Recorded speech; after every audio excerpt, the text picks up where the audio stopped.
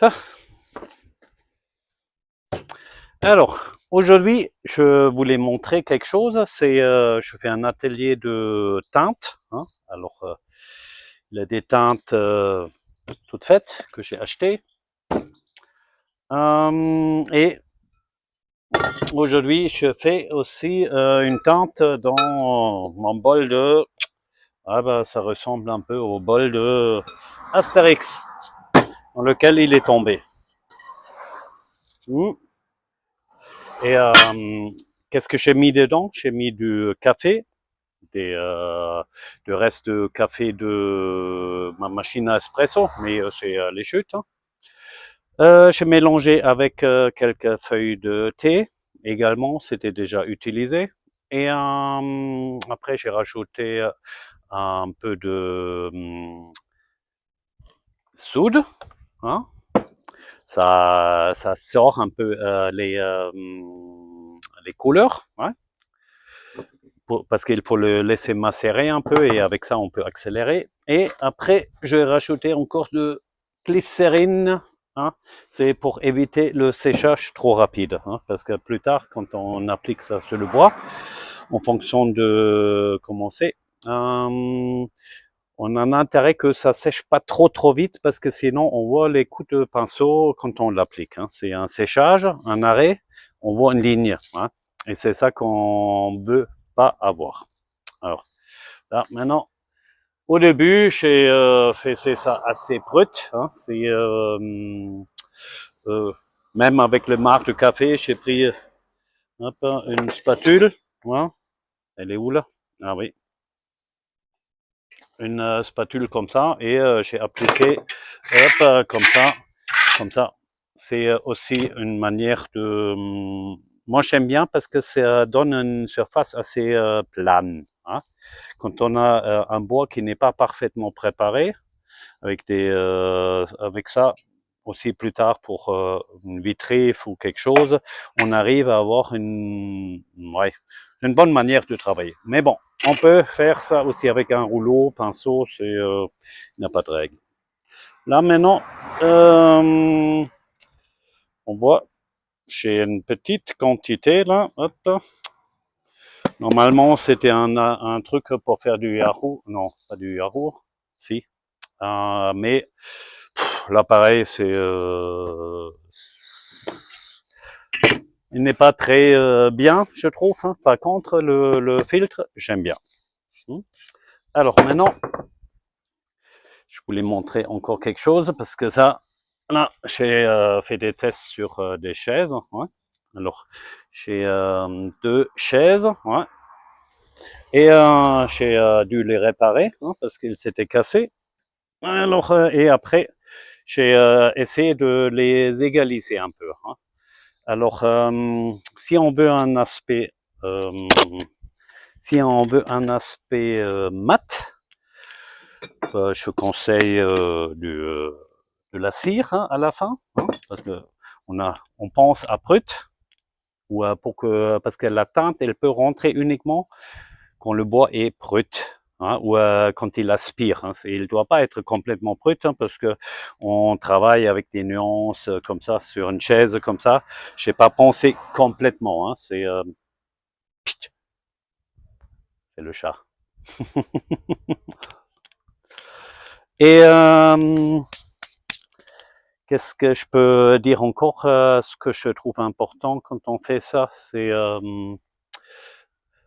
avec tout, c'est un compresseur, c'est toujours très utile, hein, parce que soit on utilise la laine d'acier, hein, par exemple ici, pour ça, ou on utilise ça. Par contre, parce que ici, avant de teinter, je veux garder la partie grisée, hein, parce que le bois, il a été à l'extérieur. Et en général, quand on a une partie grisée avec une teinte, ça donne un bois un peu plus vieilli. Hein. On fait ça dans les parquets aussi. Hein.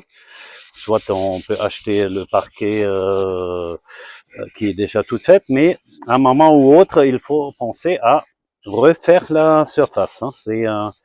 Suffit pas de vendre le produit qui est très beau au début, hein, parce que quand on a eu un cas à Dortmund et les gamins et ils ont pris un roller en moto avec un moteur, hein, et dans le salon, sur le beau parquet, ils ont fait des ronds. Hein. Sur le beau parquet. Je ne sais pas. Mais bon, quand on est gamin, on a parfois des idées rigolotes, hein. Mais ça peut faire des grands dégâts. Et quand on a un cas maintenant comme ça, et il faut reconstruire la surface, parce que le parquet, c'était un parquet vieilli, hein, je ne sais plus, le mètre carré, ça doit tourner autour de 150 euros au mètre carré. Hein. Si on la pose, alors on voit, parce que quand on le pense de nouveau avec des grandes machines, on a un bois brut comme tous les autres, ouais, c'est du chêne en général. Très souvent, on travaille avec du chêne, hein, parce que ça se laisse le mieux teinter. Hop. Et c'est bien quand on connaît un peu les méthodes pour comment vieillir. Hein. Les meilleurs fournisseurs pour ça, moi je connaissais ça en République tchèque ou quelque part. Hein, eux là-bas, ils ont encore un peu des vieilles méthodes. Hein. Alors, ils font rien d'autre, hein, et ils vieillissent le bois neuf d'une certaine manière, hein, et ils font leur petit mélange avec un acide et c'est pas si simple à trouver, hein, mais une fois quand on le connaît, il faut faut garder à peu près la recette, hein, et après on peut reproduire. Et après le ponçage, on applique d'abord ces liquides. Hein. On laisse sécher. Surtout après, là, il faut plus poncer. Hein. Parce qu'une fois quand on a appliqué la teinte, c'est quand je fais ça maintenant, j'enlève de nouveau la teinte et hop. Et c'est pas idéal après, hein. Non, c'est quoi idéal, c'est on voit les coups de ponçage après, hein, parce que la teinte, elle descend pas énormément, aussi profond qu'on croit, hein, et moi je dirais c'est plutôt bien parce que sinon quand on veut faire un changement de teinte, c'est même mieux quand on a quelque chose. Il faut juste poncer un peu la surface, hein, et après on peut refaire une nouvelle teinte comme on aime bien, hein, parce que parfois on aime bien un parquet par exemple avec des couleurs un peu noires, hein, et après c'est changement de la vie et tout d'un coup on veut du bleu, hein. Bon, du bleu je ne sais pas maintenant comment on fait, mais c'est des teintes. J'avais acheté déjà avant des teintes comme ça dans les grandes surfaces et il y a certaines qui sont pas aussi jolies que je trouve. Hein. Je pense que ce sont des teintes un peu synthétiques. Hein. Et quand on travaille avec des couleurs, il faut opter pour des couleurs qui reflètent mieux la lumière. Et ça sont quand on utilise maintenant des produits qu'on trouve dans la nature, hein, comme le café par exemple, ou le thé, hein, ou on peut même extraire des plantes. Hein. Il y a certaines qui permettent de faire ces mélanges. L'idéal maintenant, c'est on se prépare un maximum de palettes de couleurs Et après, on peut travailler, oui, on prend d'abord un peu du noyer. Après, on rajoute là, le café été va plus dans le noir, hein, mais c'est pas noir, hein, et pourtant, hop, quand on regarde, hein, c'est là, hein, je ne sais pas si on le voit là, hein. Ça c'est en version non filtrée, hein, hein. Et là c'est sont les graines qui gênent encore hein, actuellement, mais bon, on peut enlever, hein, ça va aussi. Et on voit, c'est un brin où il y a une quantité de noir dedans. Hein. C'est hein, ça. Alors, c'est pas l'aspect final parce que c'est toujours la finition qui donne l'aspect et ça rehausse encore une fois la couleur. Hein. Et la différence, elle est assez importante. Bon, alors là, maintenant, je vais continuer à penser un peu. Je ne sais pas si je vais faire les réparations tout de suite ou j'attends un peu.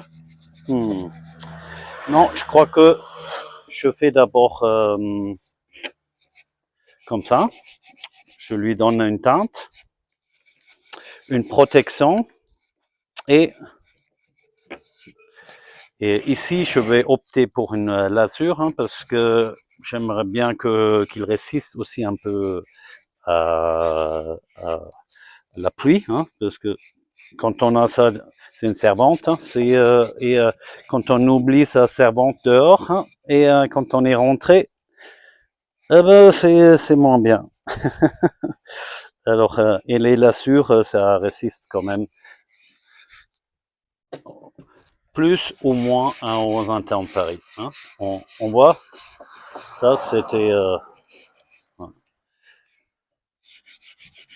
le mieux c'est au toucher, hein, c'est... hein,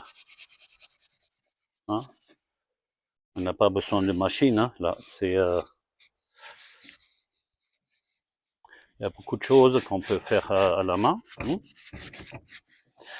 Certes, quand on fait un parquet, j'utilise aussi la machine. Hein, c'est... hein. Ah.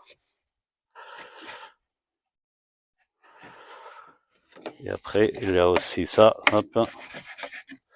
Avec ça, on rentre bien dans les creux. Hein. Faut faire attention de ne pas rayer. Hein. C'est parce que des rayures, ça je vais montrer encore. Ça c'est un parquet assez classique. Hein. On trouve des pans des Landes, ça s'appelle, je crois. Ouais. Alors, je prends cela. Je crois que ça sort d'un parquet que j'avais fait il y a quelques années. J'avais fait un ponçage, hein, mais c'était pas terminé. Alors ici, on voit par exemple plein de petites rayures. Hein. C'est comme ça se voit pas, mais quand on teinte, on voit que ça. Alors, je vais montrer. Hein.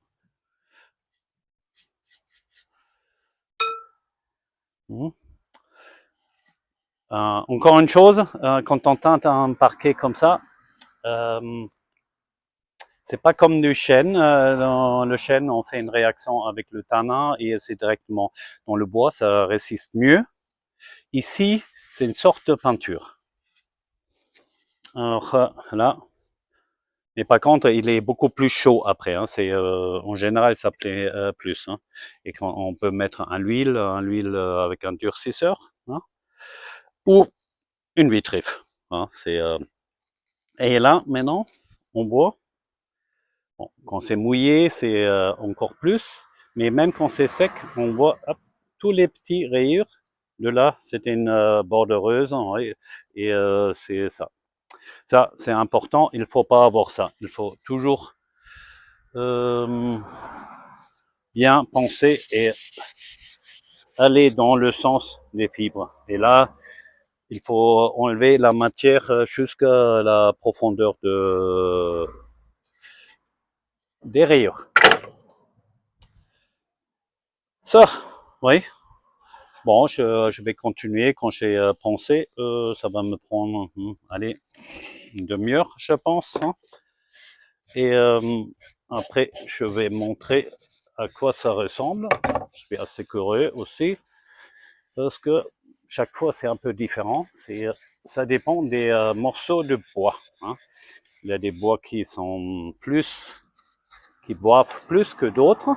C'est comme les humains, il y a aussi certains qui boivent un peu plus que les autres. Hein. Et là, avec les bois, c'est pareil. Ça. Alors, toujours bien faire attention pour pas rayer. Mais bon, avec ça, on raye pratiquement pas. Mais on enlève la partie qui ne tient plus. Moi aussi, pour ça, comme ça, on le garde plus longtemps. Un petit compresseur, hein, c'est quand on a toujours ça. Et là, c'est un compresseur que personnellement j'aime bien. C'est très peu de bruit. Dommage qu'il fait encore un bruit quand il s'éteint. Parce que j'ai un autre, ah bah c'est, je dois toujours dire, ouvre ça, Achtung, Achtung, Achtung. Je vais allumer mon compresseur. Hein. Ouais. Et ça fait beaucoup plus de plaisir quand on a des, c'est ça le bruit. Et franchement, ça, on aurait pu faire aussi encore, hein, je pense. Hein. C'est un Schalldämpfer pour le